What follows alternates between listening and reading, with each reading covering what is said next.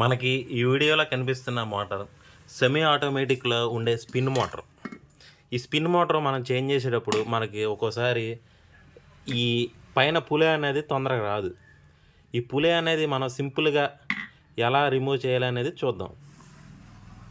ఈ పులే అనేది మనం రిమూవ్ చేయడానికి స్క్రూ డ్రైవర్ అడ్జస్ట్మెంట్ రెంచ్ సహాయంతో మనం ఊడదీయచ్చు. ఈ మోటార్ వెనక భాగంలో మనకి ఈ చిన్న ఈ హోల్స్ కనపడుతున్నాయి కదా, ఈ హోల్స్లో ముందల స్క్రూ డ్రైవర్ అనేది పెట్టాలి. మనం ఇలా స్క్రూ డ్రైవర్ని పెట్టడం వల్ల ఏమైందంటే ఇది రొటేట్ అయినా అవ్వదు, గట్టిగా టైట్గా పట్టుకొని ఉంటుంది. అప్పుడు మనం అడ్జస్ట్మెంట్ రెంచ్ తోటి గట్టిగా మనం రైట్ లెఫ్ట్ తిప్పితే ఈ పులి అనేది ఆటోమేటిక్గా రిమూవ్ అవుతుంది. మన స్క్రూ డ్రైవర్ అనేది ఆ హోల్లో పెట్టాము. ఆ హోల్లో పెట్టిన తర్వాత మన అడ్జస్ట్మెంట్ రెంచి తీసుకొని ఇలా రైట్ లెఫ్ట్ మనం అటు ఇటు రొటేట్ చేయడం వల్ల ఈ పులి అనేది వస్తుంది.